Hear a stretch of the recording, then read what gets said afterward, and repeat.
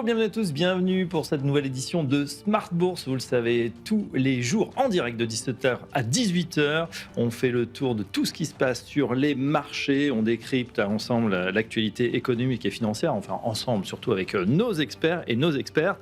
On va se pencher aujourd'hui bien sûr sur les taux, on va découvrir quelles sont les réactions des marchés. Donc au sommaire de cette édition, principalement les États-Unis, avec une déception sur l'emploi, seulement 22 000 nouveaux emplois créés, une hausse du chômage, des révisions à la baisse qui suggèrent peut-être un ralentissement du marché du travail.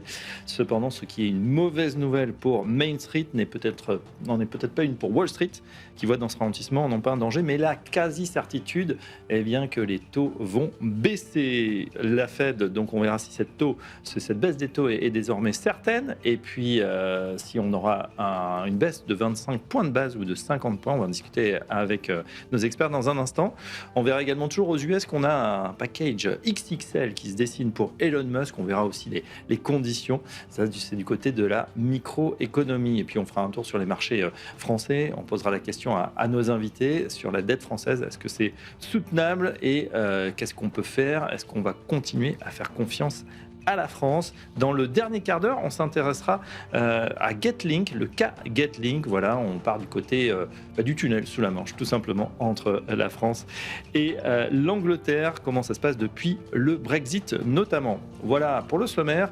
Tout de suite, à 30 minutes de la clôture des marchés, on regarde ce qui s'est passé justement sur ces marchés aujourd'hui avec Pauline Gratel.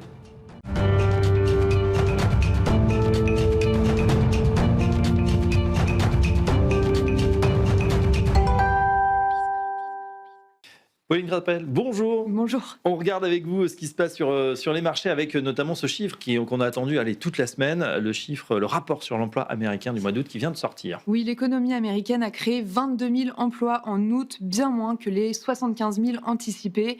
Le chômage remonte légèrement à 4,3% de la population active comme attendu.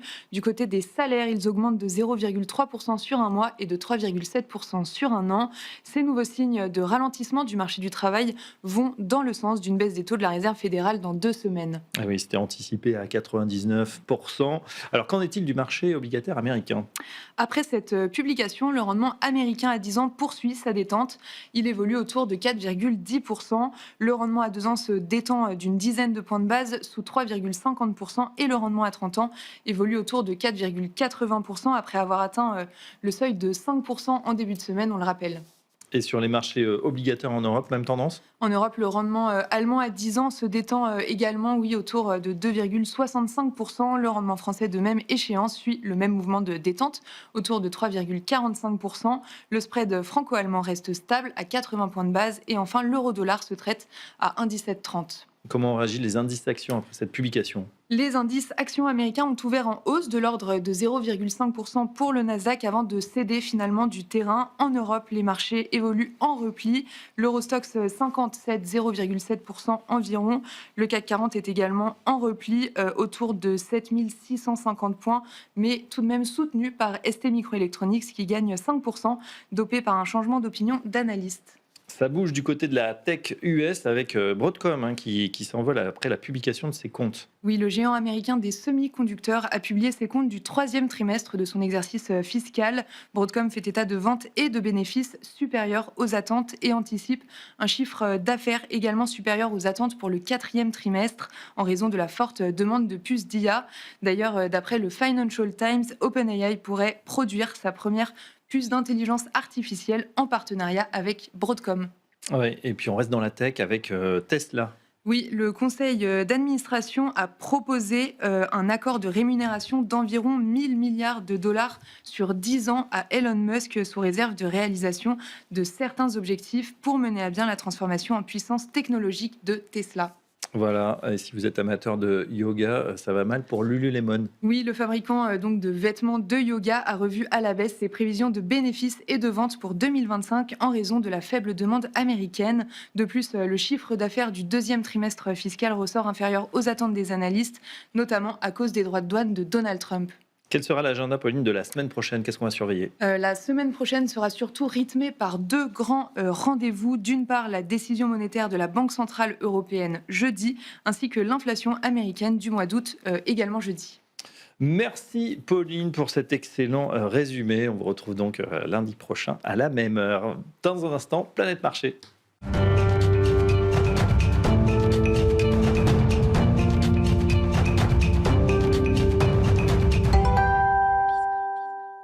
Chaque soir dans Smart Bourse, 3 experts sont avec nous en plateau. On est ravis de recevoir Vincent Chéniaud. Bonsoir Vincent. Bonsoir. Vous êtes directeur de la recherche chez Generali Investment. Bienvenue à vous. Merci. À vos côtés, Nathalie Benatia. Bonsoir Nathalie. Bonsoir. Vous êtes macroéconomiste chez BNP Paribas Asset Management. C'est bien ça. Et on a besoin de vos lumières justement sur la Banque centrale ou les banques centrales en particulier. Enfin, Xavier Deburen, bonsoir. Bonsoir Fabrice. Vous êtes directeur des investissements chez OTA Capital. Voilà, on a des grands noms, General Investment, BNP Paribas qu'on ne présente plus. OTA Capital, on peut en dire un mot? Oui, bien sûr, c'est la société de gestion qui appartient au groupe Lynxea, qui est le courtier leader de l'assurance vie en ligne, Oui. Et qui, ma foi, connaît une croissance très forte. Et donc, depuis 2 ans, OTA Capital a intégré ce courtier afin d'apporter des solutions d'investissement et d'allocation. D'accord, ouais, voilà, dans ce mouvement de consolidation permanent, c'est vrai que ça remue beaucoup de côté des sociétés de gestion. Nathalie, on démarre avec vous, Nathalie Benatia, avec cette déception sur l'emploi aux États-Unis. Alors c'est un chiffre qu'on a attendu toute cette semaine, évidemment parce que il se conjugue avec les attentes aussi du côté de la Fed. Comment vous lisez cette statistique? Seulement 22 000 nouveaux emplois, c'est vrai qu'on en attendait 75 000. Est-ce que ça veut dire que l'économie américaine ralentit plus fort que prévu? Alors, on a beaucoup attendu ce chiffre parce que le chiffre publié début août, le chiffre équivalent, avait beaucoup surpris et commencé à secouer les marchés financiers puisqu'il y avait eu un chiffre décevant et puis surtout d'énormes révisions sur les 2 mois précédents. Ce qui n'avait pas plu au président d'ailleurs. Ce qui n'avait pas plu au président et d'ailleurs avait conduit le président à limoger la responsable du reflet bord statistique qui publie cette donnée ainsi que les chiffres sur l'inflation d'ailleurs. Donc, grosse attention tout début août sur ce rapport et puis le temps passe, un nouveau rapport arrive. Les chiffres sont décevants, mais j'allais dire décevants d'une façon plus habituelle, les révisions ayant été relativement modérées. Mais malgré tout, dans ces révisions, on s'est aperçu que le chiffre de juin, c'était désormais des destructions nettes d'emplois. Donc oui, on a l'impression que cette statistique s'inscrit finalement dans la tendance d'un marché de l'emploi qui ralentit, oui, après avoir résisté au moins en façade pendant longtemps, pendant plus longtemps que ce qui était... Résister par rapport à quoi? Justement par rapport à l'offensive Trump sur les tarifs? Exactement. D'une manière générale, pas seulement l'emploi, les données américaines, la croissance aux États-Unis, tout au long du premier semestre, s'est révélée meilleure qu'attendue. Alors, c'est peut-être parce que les économistes sont très mauvais, ça peut arriver. C'est peut-être aussi parce qu'il y a des phénomènes différents qui sont entrés en ligne de compte. Alors il y a un phénomène bien identifié, c'est le fait qu'aux États-Unis, les entreprises ayant besoin d'importer ont anticipé leurs importations. Donc elles ont surstocké. Et finalement, le phénomène s'est inversé au deuxième trimestre, mais ça nous laisse avec une croissance relativement solide. Là aussi, non pas en façade, mais à comparer avec les chiffres, enfin la croissance de 2024. On était encore sur l'exceptionnalisme américain de la croissance en 2024. Là, après ce premier semestre et un troisième trimestre qui devrait être encore assez solide, ça nous donnerait ce qu'on appelle un acquis de croissance de l'ordre de 1,7-1,8%. Donc ça reste de la croissance, c'est important, mais c'est moins de croissance, une croissance moins rapide que l'année dernière. Oui. Donc, finalement, ce qui perturbe beaucoup les économistes, les marchés, peut-être le président Trump, c'est qu'on a eu donc ces attentes de données déprimées qui ne sont pas arrivées au premier semestre. Et là, on risque d'avoir une sorte de goulet d'étranglement des mauvaises nouvelles. Très bien. Vincent Chéniaud, on dit en général que l'équilibre sur l'emploi américain, il faut que ça marche bien. Il faut à peu près qu'il y ait 80-100 000 créations d'emplois par mois. Là, 22 000, c'est très en deçà de cette jauge. Quel est votre regard? Est-ce que c'est aussi inquiétant ou c'est un rajustement, comme disait Nathalie un instant, assez normal après peut-être des mauvaises nouvelles qui auraient dû tomber plus tôt? Oui, alors d'abord, il y a quand même quelques doutes sur ces chiffres parce qu'on sait que la qualité des créations d'emplois de ces statistiques a tendance à se dégrader, tout simplement parce que les enquêtes qui sont envoyées aux entreprises ont un taux de réponse très bas. Oui. Et c'est pour ça, d'ailleurs, qu'on a des révisions significatives, puisque progressivement, elles sont obligées de répondre et l'échantillon augmente. Donc, attention. Ceci dit, on a un faisceau d'indicateurs qui suggèrent qu'effectivement, le marché de l'emploi ralentit très nettement. Si on regarde les enquêtes auprès du consommateur, ils nous disent que il est moins facile de trouver un emploi. Les enquêtes auprès des entreprises nous disent que les intentions d'embauche ont tendance à se dégrader. Les composantes emploi aussi, les enquêtes ISM sont assez faibles. Donc, manifestement, l'emploi est en train de ralentir. Et effectivement, le marché du travail, je pense, subit un double choc, un choc d'offres et un choc de demande. Le choc d'offres émane essentiellement de la baisse de l'immigration, donc moins de travailleurs disponibles. Et le choc de demande, c'est effectivement des entreprises qui deviennent un peu plus prudentes. Ce qui est assez surprenant, c'est que effectivement, l'économie a bien résisté, alors que l'emploi a tendance à ralentir. Donc, qu'est-ce que ça nous dit? Est-ce que ça nous dit que les prochains chiffres de productivité vont être très bons? Est-ce que déjà on a les premiers effets de l'intelligence artificielle? Ou est-ce qu'au contraire, il faut s'inquiéter, puisque finalement, l'emploi a des répercussions sur le futur de la demande, et notamment sur le consommateur.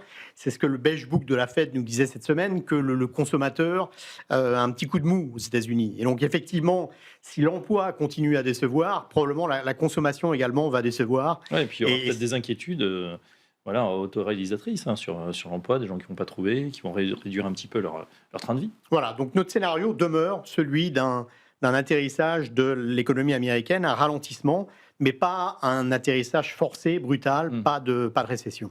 Est-ce que c'est pas paradoxal vous parliez tout à l'heure de méthodologie, là, on n'arrive pas à avoir les bonnes stats, en tout cas c'est moins qualitatif qu'avant. C'est surprenant, alors qu'on n'a jamais eu autant de données. On se dit maintenant ça pourrait être instantané, on pourrait aller chercher des choses ailleurs, justement peut-être avec l'intelligence artificielle, et on voit qu'on a toujours ce goulot d'étranglement avec ces révisions étonnantes, ce qui a donné lieu à l'ire de M. Trump, là, qui a viré le patron du département de recherche. Non, c'est assez paradoxal, mais dans ce cas-là, il semble qu'effectivement, et ça ne concerne pas seulement les statistiques de l'emploi, le taux de réponse des entreprises aux enquêtes a fortement chuté. Donc, effectivement, si les acteurs économiques ne fournissent pas les indications requises, on a des estimations qui sont plus incertaines. Très bien. Xavier Duméran, justement, votre regard là-dessus, sur ces chiffres de l'emploi attendus vraiment par tous les investisseurs pour appuyer sur le bouton. Alors, on a vu des premières réactions plutôt à la hausse, et puis ça c'est un petit peu mitigé en fin de séance. Moi, je me tournerais plutôt du côté microéconomique avec les dernières publications de résultats des entreprises américaines, qui ont été ça a été une bonne saison de publication de résultats, puisque 85% des entreprises américaines ont publié au-dessus des attentes. Ce qui est intéressant, c'est finalement le discours des managements à la suite de ces publications de résultats, et qui sont pour la plupart se sont engagés, en tout cas ont confirmé leurs objectifs annuels, voire pour certains les ont révisés. C'est donc finalement la visibilité des entreprises américaines est toujours là, est bonne, et il y a vraiment eu très peu de chefs d'entreprise qui m'ont mis en avant des risques sur l'emploi, etc., etc. Donc, d'un point de vue macro, et d'ailleurs ça s'est vu, si on prend les bénéfices par action, les entreprises américaines finalement ont vu des croissances de bénéfices par action de 11% sur le deuxième trimestre, alors que le consensus attendait plutôt 5%. Donc c'était pareil. C'était exactement la même tendance qu'au premier trimestre. Donc, ça veut dire quoi? Ça veut dire qu'aujourd'hui, les entreprises américaines surdélivrent par rapport aux attentes des analystes et continuent d'avoir une amélioration de leur rentabilité, des marges qui continuent de tenir. Ça veut dire aussi qu'on n'a pas encore vu l'impact, ou il n'y en aura peut-être pas, des tarifs, de cette guerre tarifaire qu'on vient de subir? Alors, il y avait pas mal de prudence du côté du consensus et des analystes, qui fait que les attentes étaient peut-être un peu basses. Mais en tout cas, encore une fois, ce qui est important, c'est le discours. Ce qui est fait, maintenant, c'est derrière nous. Mais dans le discours, finalement, l'impact de ces droits de douane est finalement assez limité quand on entend, encore une fois, les managements. Ça a été plutôt un effet one-off, un super impôt qui est arrivé, et les entreprises se sont adaptées. Et la meilleure façon de voir ça, c'est que on n'a pas de nette dégradation des niveaux de rentabilité des entreprises américaines à la suite de ces droits de douane. Ouais, on va surveiller bien sûr le troisième trimestre, mais pour l'instant, c'est vrai que les clignotants ont plutôt ouvert du côté de la micro. Nathalie Benatti, on regarde du côté de la Fed. Alors désormais, on se dit c'est sûr, on est déjà à 97 avant-hier, 99%. Aujourd'hui, je pense qu'on est très très proche des 100% du côté des futurs pour imaginer cette baisse des taux qui interviendrait 16 et 17 septembre. Jay Powell, il est prêt maintenant à appuyer sur le bouton. Alors il a l'air prêt, il a l'air prêt depuis Jackson Hole, depuis le 22 août, alors que à la toute fin juillet, lors de la dernière réunion, il avait l'air beaucoup plus hésitant. Il restait dans cette position d'attente et il en est manifestement sorti à l'occasion de son discours, puisque finalement, dans ce discours, il a évoqué le marché de l'emploi et pour dire... fin juillet, il parlait d'un marché de l'emploi équilibré parce que le taux de chômage était stable entre 4 et 4,2% depuis un an. Là, le taux de chômage a monté à 4,3%. Alors, ce n'est pas énorme. Ça n'a pas déclenché la fameuse règle de SAM qui prétend détecter les récessions avec des variations du taux de chômage. Mais néanmoins, ce qu'a dit Jérôme Powell, c'est deux choses. D'abord, on l'évoquait avec le niveau de création d'emplois réputé comme étant bon pour l'économie américaine. Il a parlé effectivement de la baisse de l'offre et de la demande d'emploi. Et ça ouvre une question à laquelle, pour le moment, honnêtement, on n'est pas outillé pour répondre. C'est quid des conséquences de la politique migratoire de Trump sur justement ce niveau d'équilibre des créations d'emplois pour l'économie américaine. Donc ça, c'est une première question.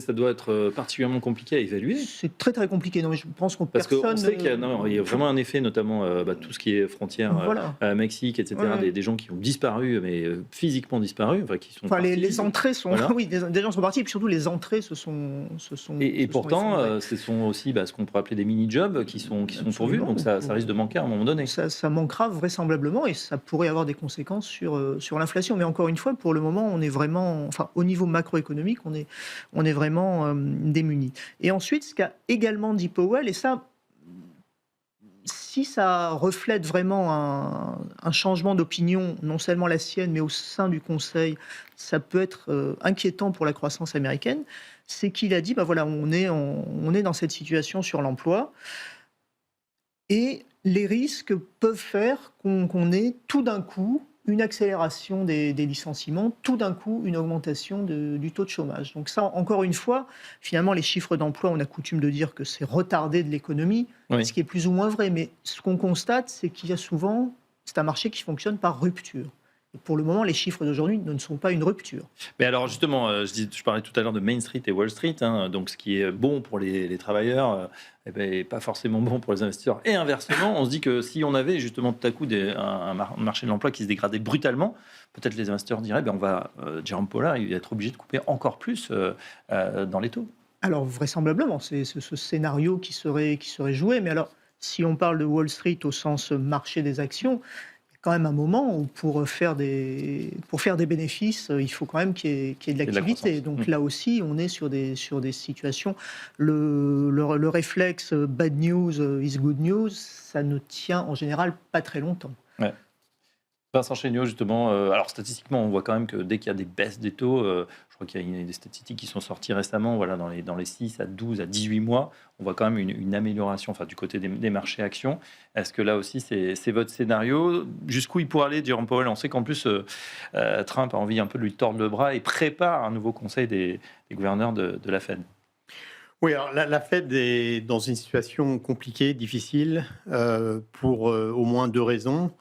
La première, c'est qu'elle fait face à une situation où l'inflation va monter à cause des droits de douane et la croissance est en train de ralentir. Elle a cette double mission, emploi, inflation. Et donc, quelle est sa fonction de réaction? On a vu cet été un phénomène assez inhabituel. Les anticipations d'inflation telles qu'elles sont pricées dans le marché ont fortement monté. Le 1 an dans un an, par exemple, est environ à 2,6%. Il a pas mal monté. Par contre, les taux forward nominaux ont baissé. Et le marché anticipe désormais que la Fed, dans ce cycle, va baisser d'encore au moins 150 points de base, donc sous les 3%, on part de 4,5%, donc une baisse de taux quand même assez considérable. Donc le marché est en train d'anticiper Il semble que... 4 à 5 baisses de taux à 25 points de base. Oui, même 6. 150 points de base, plus de 150 points de base, alors que l'inflation monte. Donc le marché est en train de s'anticiper que le ralentissement de l'emploi sera tel que la Fed va agir avec vigueur. Ça, c'est la première difficulté, c'est ce contraste entre emploi et inflation. La deuxième, c'est qu'effectivement, il y a une pression politique, comme vous l'avez dit, qui est très forte, avec le président Trump qui se plaint beaucoup de Jay Powell, mais également qui place ses pions. Et effectivement, ça pourrait être très important, puisque si ces soutiens ont la majorité au sein du board en début d'année prochaine, ça pourrait influer sur la confirmation des présidents de Fed régionales, dont certains d'entre eux votent au FOMC. Donc, effectivement, il y a une pression politique très forte et potentiellement une perte de crédibilité de la Fed. Ce qui explique très clairement, ce qui contribue en tout cas très clairement à la pontification de la courbe des taux qu'on a vue cet été. On fait moins confiance à la signature des États-Unis et une Fed qui serait moins indépendante, qui serait plus indépendante. Un peu moins indépendante, c'est ce qu'on appelle la dominance fiscale ou budgétaire. C'est une situation dans laquelle la politique monétaire devient influencée par la politique budgétaire. Ça clairement soutient la pontification de la courbe des taux. C'est pas forcément très bon pour le dollar. Ouais. Mais en tout cas, oui, il semble que la Fed va agir avec des baisses successives de taux. C'est quoi son plan à Trump dans cette histoire? C'est de faire, parce qu'on ne sait pas très bien ce qu'il veut faire quand il dit faire baisser le billet vert. On sait que là, il y a des problèmes de dette, un petit peu comme partout, mais est-ce qu'il y a un plan derrière tout ça? C'est d'abord, je pense, faire baisser les taux. C'est bon notamment pour le marché immobilier. C'est bon pour tout ce qui est M&A, qui a été un peu faible sur le premier semestre, donc sur le monde des fusions-acquisitions, sur le monde des affaires en général. Après, on a entendu quand même le Trésor américain, donc le ministre des Finances, parlait beaucoup des taux longs. Et en l'occurrence, le président Trump met la pression sur la Fed pour baisser les taux courts, mais la baisse des taux courts ne va pas nécessairement impliquer une baisse des taux longs. Et c'est plutôt cet effet ciseau qu'on a vu ces derniers mois avec les taux courts qui baissaient, mais les taux longs qui bougeaient assez peu, même si récemment ils ont quand même baissé. Donc c'est un jeu un peu dangereux. Certes, la baisse du dollar peut favoriser la compétitivité américaine, les exportations américaines. Certes, la baisse des taux courts peut soutenir l'économie, mais c'est un jeu un peu dangereux. Ouais. Xavier de Buren, chez OTO Capital, comment ça on voit cette situation-là avec ce monsieur Trump qui s'est beaucoup agité pendant ces 6-8 premiers mois. On a l'impression qu'il a déjà depuis très très longtemps. Et finalement, il a fait beaucoup de choses. Pour l'instant, c'est assez bien rempli comme mission. Voilà, des tarifs, on espérait 10%, il a fait passer 15% avec l'Europe. On a dit OK. Sur le billet vert, il a dit qu'il fallait que ça baisse. C'est en train de baisser. Et puis la Fed, on a l'impression que il vitupère contre monsieur Jérôme Powell, qui de toute façon partira fin mai. Et il est en train de remplacer. Donc finalement, on a l'impression qu'il il avance ses pions et pas à pas. Et ça fonctionne bien. Il tient effectivement son programme. On peut rajouter, on en a parlé, c'est la baisse de l'immigration aussi, qui est vraiment, dans les faits, il est arrivé à ce qu'il cherchait. Il y a également la baisse du prix de l'énergie, qui était quelque chose qu'il avait mis en avant. Donc ça, c'est encore une case qui est cochée par Trump. Et enfin, il y a la réforme fiscale qui était une partie importante de son programme, qui a également été votée. Donc c'est vrai qu'en l'espace d'un gros semestre, Donald Trump a finalement mis en place les gros plans de sa campagne. Et on le voit d'ailleurs, puisqu'aujourd'hui, on a des marchés américains alors soutenus par la baisse du dollar. C'est vrai que les résultats des entreprises américaines, même si elles sont moins exportatrices que peuvent l'être les entreprises européennes, par exemple, étaient plutôt bons. Et on a aujourd'hui des indices actions américains qui sont sur leur plus haut niveau historique. Donc la valorisation aujourd'hui est assez chère aux États-Unis, mais elle s'accompagne quand même, on en a parlé, d'une dynamique de révision des bénéfices par action qui soutient les valorisations. Donc on a des entreprises de très très bonne qualité, des résultats qui sont là. Et donc, aujourd'hui, ça justifie, en tout cas le marché dit ça, que ça justifie ces niveaux de valorisation. Quand on regarde, on a aujourd'hui finalement une prime d'incertitude aux États-Unis qui est à zéro. Donc le moindre grain de sable pourrait avoir des conséquences de baisse finalement assez importantes sur le marché américain. À l'inverse, en Europe, on a aussi un rattrapage qui a été assez massif, puisque depuis les points bas de septembre 2022, l'Eurostock 50 a repris 70%. On est sur ces points hauts historiques. Mais ça s'est fait sans croissance économique en Europe, sans croissance des bénéfices par action. Et donc, c'est simplement finalement une hausse des multiples du marché européen. C'est quoi, ce sont les flux qui sont revenus sur les marchés ? Oui, il y a les flux et puis la valorisation intrinsèque était. Il y avait vraiment trop de disparités par rapport au marché américain, donc il y a un peu un retour à la moyenne. Après, on sait que ça peut durer longtemps, notamment entre small cap et grande capitalisation. Il a fallu attendre un petit peu cette année après 6 ou 7 ans d'attente pour que ça se comble. Et c'est pas terminé. Prime d'incertitude donc faible aux États-Unis, mais forte en Europe et notamment en France. Nathalie Benatti, on est obligé de reparler un petit peu de la situation en France avec ce spread. En tout cas, on s'inquiète en France de savoir ce qui va se passer à partir du 8 septembre et au-delà. En tout cas, on a une semaine sous haute tension qui va s'ouvrir la semaine prochaine, des grèves annoncées. C'est vrai qu'on est investisseur international a fortiori et on sait qu'en plus la France a besoin de quelques 300 milliards dès l'an prochain, avec une dette dépassant les 3 350 milliards, on est en droit de se demander si la signature France est toujours valable. Alors on a vu dans l'adjudication hier que ça s'était plutôt pas mal passé. Pour autant, quels sont les scénarios qu'on envisage là à partir de la semaine prochaine pour notre dette et notre économie en général ? Alors honnêtement, l'histoire de l'écart de taux OAT-Bund, enfin France-Allemagne, c'est une histoire qui s'est écrite lorsque le président de la République a annoncé la dissolution. Le taux, le spread, enfin l'écart de taux a beaucoup monté, pour atteindre 80 points, puis il a évolué gentiment, j'allais le dire, et c'est à l'annonce de ce nouveau vote de confiance qu'il a retrouvé les 80 points. Donc on a l'impression que du point de vue des marchés et des investisseurs, ils n'attendent à l'heure actuelle pas grand-chose de la signature France, mais pas non plus de catastrophe. Voilà, on s'est habitué à ce nouveau normal, si j'ose dire, qui serait de 80 points. La semaine prochaine, on a le vote de confiance lundi, et on aura le verdict de l'agence de notation Fitch sur la dette française. Alors, il n'y aura vraisemblablement pas de dégradation parce que les agences de notation n'ont pas d'intérêt à mettre de l'huile sur le feu, et puis parce que ça fait finalement quelques mois seulement que la note française a été mise sous perspective négative par Fitch. Mais j'allais dire, même s'il y avait cette dégradation, le niveau de 80 points de base correspondrait déjà à une note un peu plus basse. Est-ce que c'est parce que, Nathalie, les investisseurs ils voient pas finalement l'Europe comme un grand ensemble avec une BCE au-dessus qui finalement pourrait être prêteur en dernier ressort ou déployer des mesures non conventionnelles? Alors, si j'étais Christine Lagarde, je vous dirais que la Banque Centrale Européenne est indépendante et mène sa politique monétaire dans le respect de son objectif d'inflation.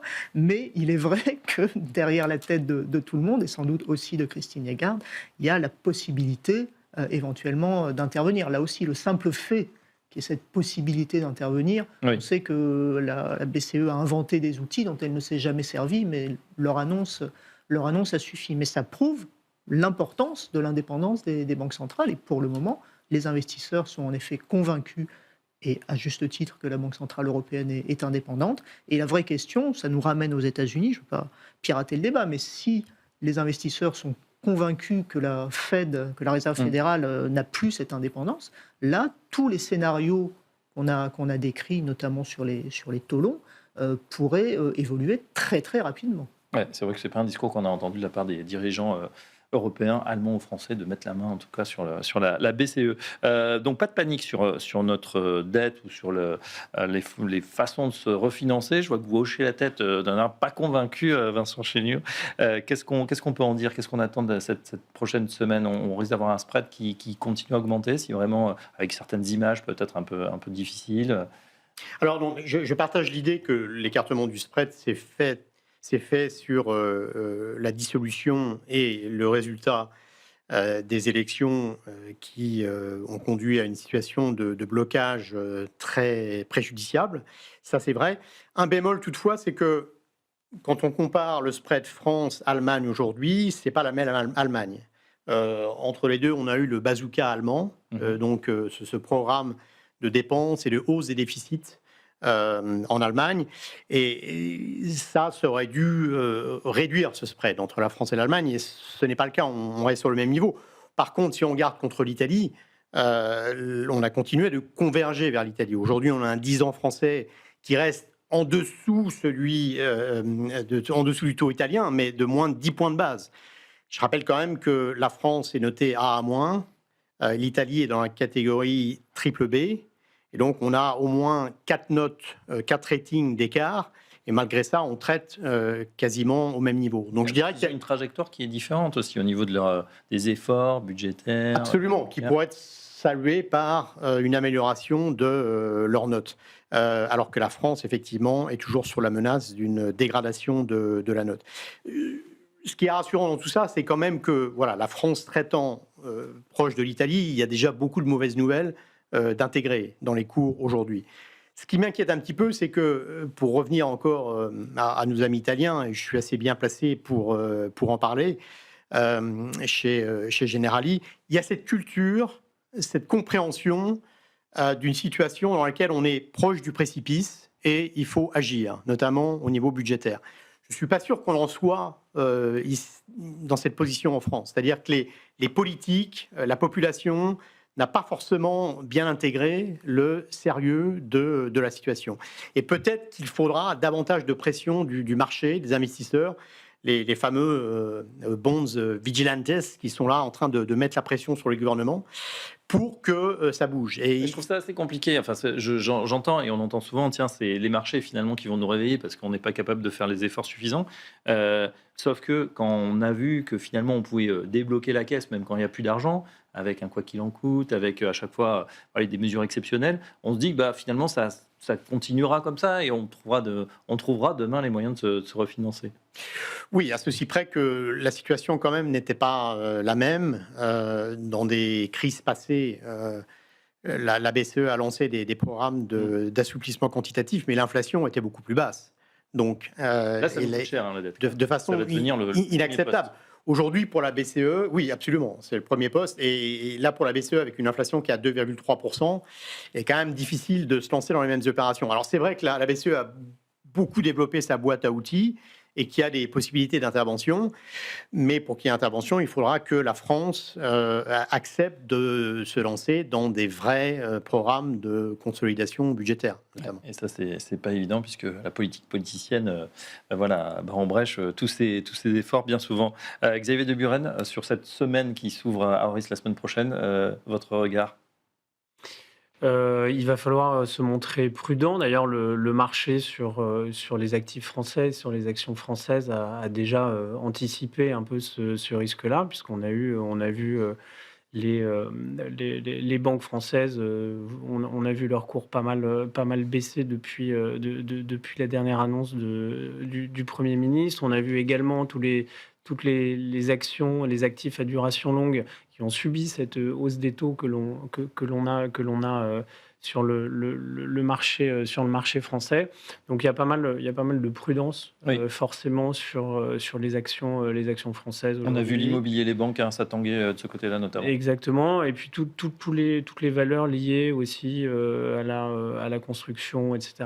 Ça, il y a eu pas mal de prises de profit, en tout cas, qui ont été pris par les investisseurs. Donc pas mal de prudence. Je pense que le marché va rester assez volatile et assez prudent pendant la semaine et les jours qui vont suivre.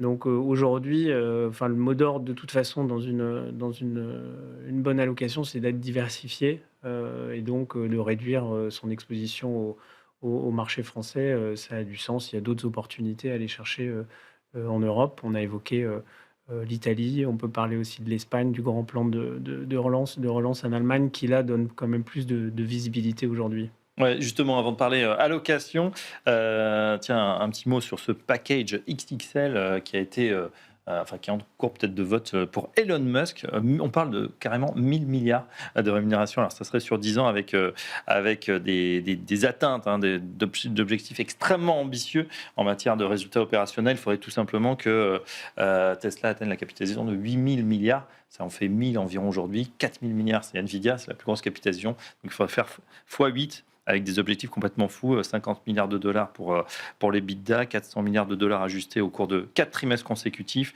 et puis ça correspond à 1 million de robotaxis livrés pour que Musk touche le jackpot. En tout cas, l'idée, c'est de garder son boss, son patron, au moins jusqu'en 2030. Réaction, peut-être, qui veut réagir à cette nouvelle. C'est assez étonnant. Là, on jongle vraiment avec...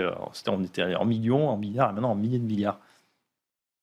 Qu'est-ce que ça vous inspire, Vincent Chéniaud ? Pas grand-chose. Les objectifs sont extrêmement ambitieux et donc c'est effectivement une façon de s'assurer que Elon Musk se concentre vraiment sur ses objectifs et ne s'éparpille pas.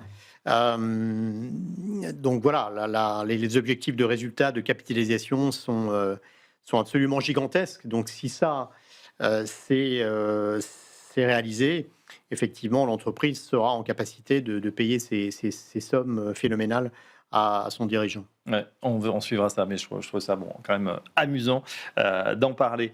On fait un tour de table, chers amis, avec l'allocation d'actifs de la rentrée. On a parlé justement de ces risques sur les marchés obligataires. Tiens, on commence avec vous, Xavier Duburen, justement. Est-ce qu'on privilégie plutôt les actions, plutôt les obligations ? Vous parliez à l'instant de diversification. C'est le maître mot pour la rentrée, une fois de plus ? De toute façon, pour avoir un portefeuille équilibré, il faut qu'il soit diversifié pour pouvoir profiter un peu de toutes les opportunités, pour pouvoir aussi réduire les risques spécifiques au sein de son portefeuille. Oui, en espérant qu'on n'ait pas d'annus sur Rebellis 2022 où tout baisse, les actions et les obligations en même temps. C'est vrai, mais bon, pour l'instant, on n'y est pas, croisons les doigts.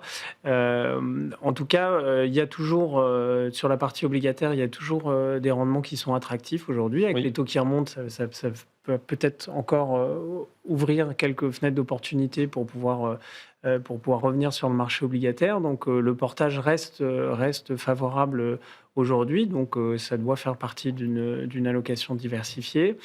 Sur la partie action également, on a parlé des différents marchés et de leur niveau de valorisation. Donc, les États-Unis, pour nous, restent une zone où on peut être privilégié les États-Unis.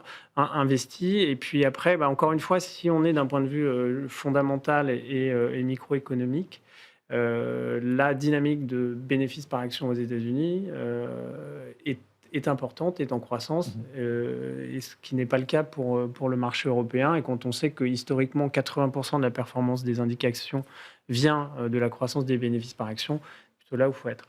Maintenant, en Europe, en 2025, il y a quand même un certain nombre de points favorables au marché européen. Du point de vue de la consommation, on a la baisse de l'inflation.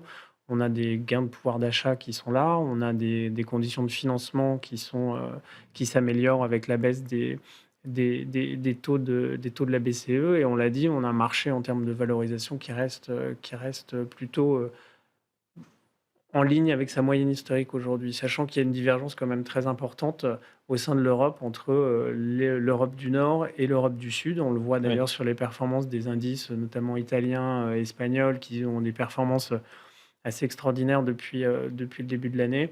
Ça s'explique également par leur dynamique de croissance qui tient avec les grands plans d'investissement d'infrastructures de l'Europe, qui visent notamment l'Espagne et l'Italie, et qui peut représenter quasiment 10% du PIB de ces deux zones. Donc là, on voit bien que la dynamique d'investissement de l'Europe sur ces pays-là fonctionne, et donc ça reste des zones intéressantes où investir.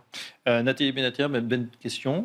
Qu'est-ce qu'on fait comme allocation ? Est-ce qu'on modifie cette allocation pour cette rentrée ? Alors, on ne l'a pas véritablement modifié. On a toujours une légère surexposition sur les actions qui reste concentrée aux États-Unis et sur les valeurs technologiques, sans forcément apporter un soutien à M. Musk dans son prochain combat. Enfin, les valeurs technologiques américaines, effectivement, des valorisations qui nous paraissent justifiées par les perspectives bénéficiaires. Pas de bulle pour les 7 magnifiques qui continuent à à investir massivement dans l'intelligence artificielle? Alors, le thème de l'intelligence artificielle est important. Pas de bulle, je ne vais me garder de répondre à cette question, mais au sein des 7 magnifiques, ce que font nos spécialistes Action, c'est finalement, ils se disent que ça va être le moment peut-être de différencier entre ces 7 magnifiques. Peut-être 8, maintenant, avec Broadcom, qui, je crois, dépasse aussi allègrement maintenant les 1000 milliards. En tout cas, ils ont progressé de 10% aujourd'hui, donc je pense que c'est fait. Voilà, mais on croit à la valeur technologique. Après, c'est de voir comment ce thème de l'intelligence artificielle va se diffuser, va évoluer. Surtout. On parlait du crédit à l'instant. Donc, vous dites on privilégie la poche action et notamment les États-Unis, la tech US. Est-ce qu'on va être opportuniste justement sur le crédit? Alors, pas forcément, là aussi, nos spécialistes, les spécialistes crédit, oui, sont confiants sur le crédit parce que les fondamentaux des entreprises sont bons. Dans un portefeuille diversifié, on vient de prendre une petite position, toujours dans une optique de recherche du rendement, sur du crédit à haut rendement, mais de court terme, à courte duration, pour finalement profiter de ce rendement, avec des fondamentaux qui sont bons pour les entreprises européennes. Sur la poche obligataire traditionnelle, c'est-à-dire les obligations gouvernementales, on a opté pour la neutralité avec des positions de courbe essentiellement. D'accord. Et une originalité de notre allocation, mais ce sont des positions qu'on a et sur lesquelles qu'on ajuste depuis pas mal de temps, plus d'un an maintenant, c'est l'or et les mines d'or. Alors pas forcément simplement comme... on fait comme les banques centrales, on accumule. Voilà, pas forcément comme protecteur, mais parce que les banques centrales accumulent, les banques centrales des pays émergents, et ça nous paraît un soutien fondamental à l'or, en plus évidemment de toutes les incertitudes qui font qu'il y a toujours ce réflexe, qu'il peut y avoir ce réflexe des investisseurs. Chez General Investments, qu'est-ce qu'on fait pour cette rentrée, Vincent Chéniaud? Oui, on conserve une surpondération sur les actions, mais qui est assez prudente, notamment du fait des incertitudes sur l'économie américaine, suscitées notamment par ce ralentissement de l'emploi, mais on a une modeste surallocation. Vous savez que de façon structurelle, et je l'ai souvent répété ici, on a une préférence pour le crédit par rapport aux obligations gouvernementales, et même à ce niveau de spread très serré, cette préférence persiste, notamment pour le investment grade, donc pour le crédit relativement sûr. Sur le high yield, on est plutôt long également, mais préférence pour l'Europe par rapport aux États-Unis. Le marché du high yield américain est quand même menacé par ce ralentissement économique, alors qu'en Europe, on est assez confiant sur le fait que le bazooka allemand, dont j'ai parlé, cette relance budgétaire allemande, devrait enfin favoriser une légère accélération de la croissance en zone euro. Sur les obligations, sur les taux, on a des positions de duration légèrement longues aux États-Unis, donc un biais à la baisse des rendements, mais c'est vrai qu'avec un 10 ans qui s'approche de 4%, le potentiel est maintenant plus limité. Alors qu'en Europe, on est plutôt neutre, voire des rendements un peu plus hauts. Donc on a des positions de duration plutôt un peu plus basses, un peu plus prudentes. Une chose dont on a peu parlé, ce sont les marchés émergents qui performent très bien cette année. On a eu une belle remontada de la Chine, notamment cet été. Très belle remontée du marché action chinois, malgré une économie qui n'est pas flamboyante.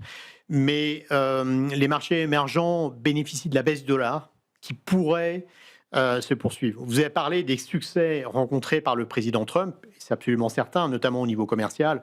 Si on regarde les accords asymétriques qui ont été signés avec l'Europe, avec le Japon, avec la Corée du Sud.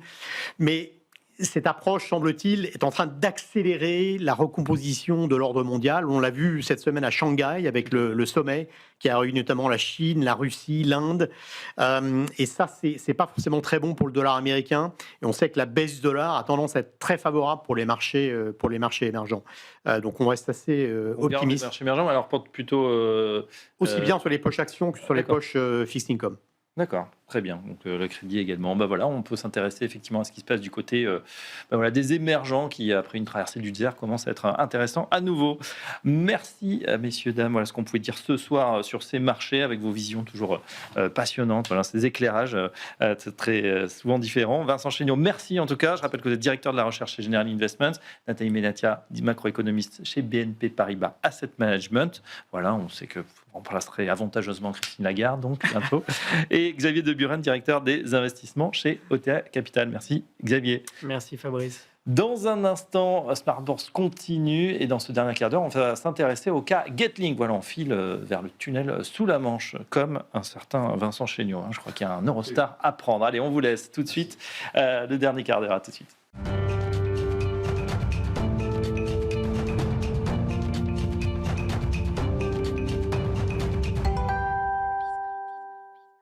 Pour ce dernier quart d'heure de Smart Bourse, on file sur le tunnel sous la Manche. Par contre, je vais y arriver. On est en compagnie de Nikolai Marinov. Bonsoir Nikolai. Bonsoir Fabrice. Vous êtes gérant chez Clartan. Et avec vous, on va s'intéresser au cas Getlink. Ça s'appelait auparavant Eurotunnel. Alors ça, c'est pour les anciens actionnaires qui ont été souvent déçus par ce parcours. Qu'en est-il aujourd'hui? On va d'abord s'intéresser justement à la société, l'entreprise. Est-ce que vous pouvez nous décrire ses activités en particulier? Oui, donc le cœur du métier de Getlink, c'est l'exploitation de tunnels sous la Manche, inauguré en 1994. Mais la société elle-même est cotée en bourse depuis 1987 afin d'apporter les capitaux nécessaires aux travaux de construction. Effectivement, Eurotunnel est un mauvais souvenir pour les épargnants en France puisque les premiers apporteurs de capitaux ont perdu énormément car les coûts de construction se sont avérés beaucoup plus élevés que le budget et puis il y avait eu le à l'époque trafic n'était pas également à la hauteur des attentes. Ouais, on était très jeunes évidemment à l'époque, vous n'étiez peut-être pas né encore, mais c'est vrai qu'il y a eu un extraordinaire engouement. Les gens s'étaient précipités parce que c'était quand même un des grands ouvrages, voilà, en tout cas de la fin du XXe siècle. Et c'est vrai qu'il y a eu une déception parce que, comme vous l'avez dit, les coûts, souvent dans ces grands travaux, avaient complètement dérapé. Il a fallu recapitaliser. Et à ce moment-là, effectivement, il y avait une dilution des petits porteurs, des actionnaires de la première heure. Oui, en effet, la dernière récapitalisation et restructuration de la dette date de 2007. Donc depuis, la société a allégé son bilan et puis la visibilité sur les revenus est beaucoup plus, c'est beaucoup agrandi. Oui. On a une prime de risque aujourd'hui qui est bien inférieure à ce que c'était au début du siècle.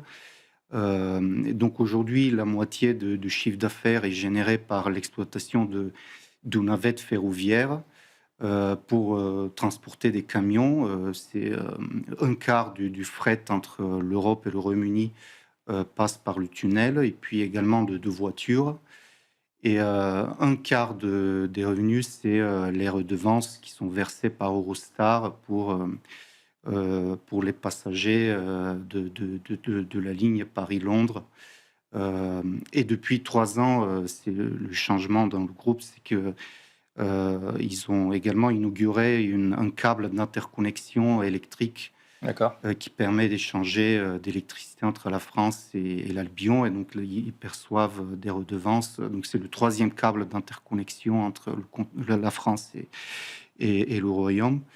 Donc, ceci représente entre 15 et 40% des profits selon les années. D'accord, c'est énorme, effectivement. Et quand on parlait d'Eurotunnel, c'est vrai qu'à l'occasion, je ne sais pas si c'était en 2007 ou un petit peu après, c'est là où finalement la nouvelle marque est apparue, Getlink, qui a fait, comme souvent, on fait passer une ancienne, des mauvais souvenirs, on efface l'ardoise et puis on donne un nouveau nom et on espère une nouvelle histoire boursière. Alors c'est vrai que ça a plutôt bien fonctionné, en tout cas, et ça continue à être un succès commercial.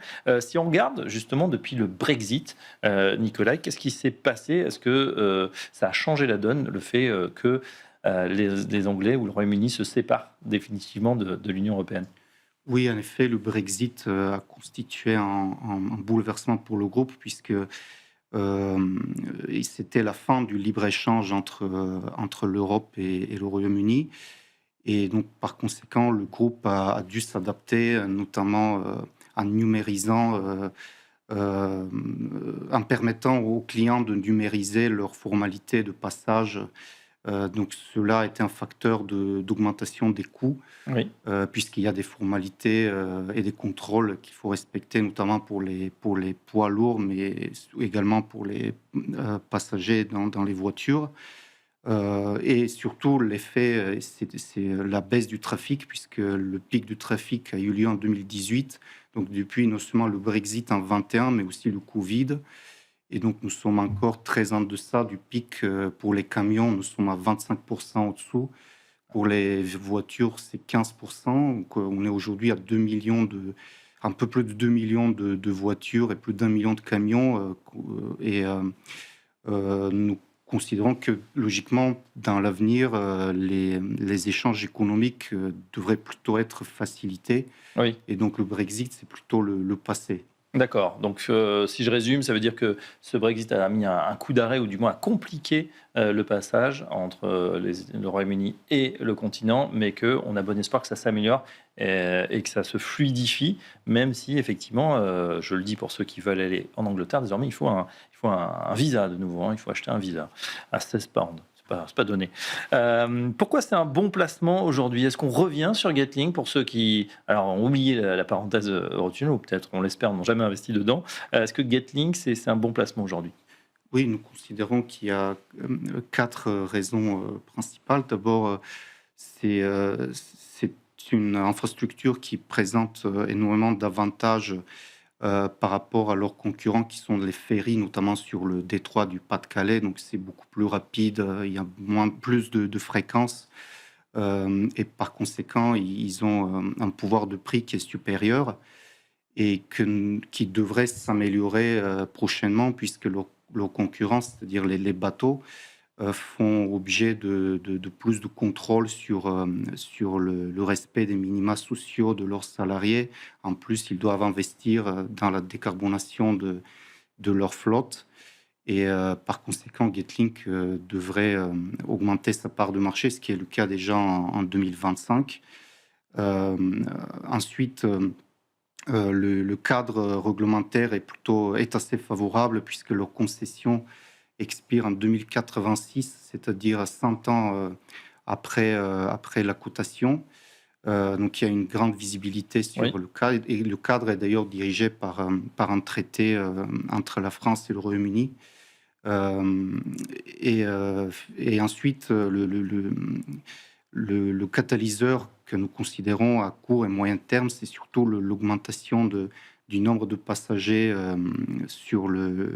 entre Londres et le continent, notamment dans les trains grande vitesse, puisque la demande aujourd'hui est très supérieure à l'offre. Oui. C'est l'Eurostar toujours qui est l'unique utilisateur, ou il pourrait y avoir de la concurrence demain? Oui, aujourd'hui, Eurostar est l'unique opérateur.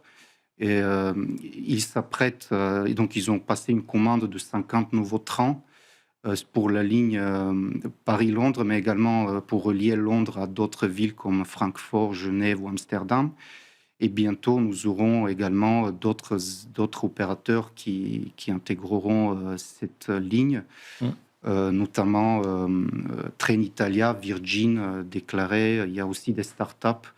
En plus de cela, les gares comme Saint-Pancras et Paris-Nord sont en train d'augmenter leur capacité d'accueil. Donc l'écosystème se met en place pour accueillir plus de passagers. Et aujourd'hui, nous sommes sur 11 millions de passagers par an. Et à moyen terme, nous devrons s'approcher des 20 millions.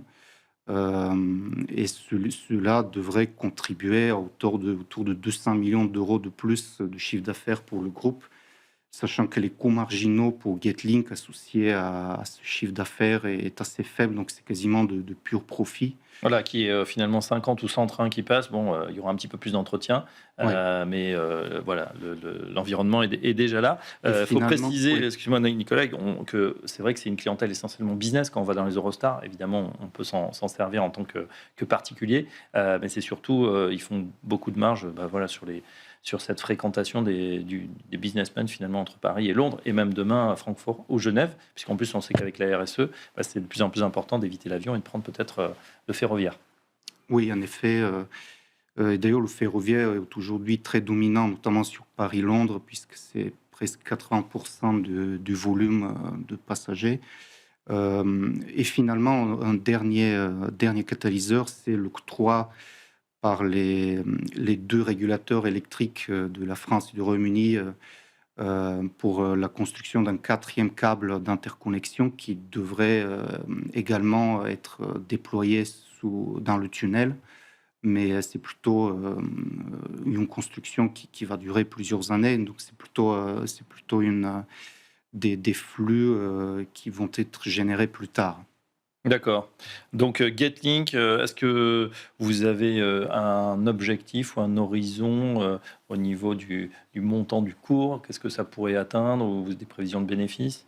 Oui, nous considérons que, ne serait-ce que sur l'expansion du nombre de passagers d'ici 10 ans, cela devrait apporter 3 euros au cours de bourse de plus. Donc nous avons un objectif entre 19 et 20 euros contre 15,5 en cotation actuellement. Oui. D'ailleurs, il était tout proche des 20 euros, hein, même un petit peu plus en milieu d'année. C'est vrai que ça avait bien progressé. Et puis, il y a eu des mauvaises nouvelles. Comment on explique cette baisse du titre assez soudaine qui a perdu 15-20%?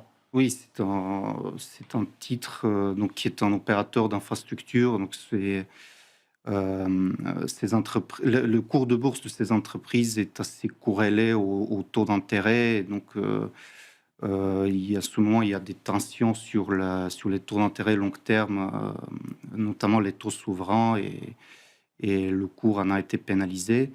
Nous considérons que leur cadre juridique étant très stable avec la forte visibilité, les fondamentaux devraient contribuer à ce que le cours se révalorise. D'accord, voilà une bonne nouvelle. En tout cas, ça donne envie avec vous, Nikolai Marinov, peut-être pourquoi pas d'investir sur Getlink et en tout cas de repartir du côté du Royaume-Uni, de reprendre pourquoi pas l'Eurostar. Merci Nikolai. Je rappelle que vous êtes gérant chez Clartan. Merci pour cette analyse. Smart Bourse, cette édition touche à sa fin. On se retrouve dès lundi à 17h en direct pour une nouvelle semaine boursière, semaine à haut risque, avec peut-être la chute du gouvernement Bayrou. On étudiera évidemment ce qui se passe, non du côté politique, mais du côté économique. En attendant, vous souhaite un excellent week-end. N'hésitez pas à nous réécouter en podcast ou nous regarder en replay sur YouTube. N'hésitez pas à commenter ou à nous donner une note. Et on vous dit un très bon week-end et à la semaine prochaine. Bonne soirée à tous.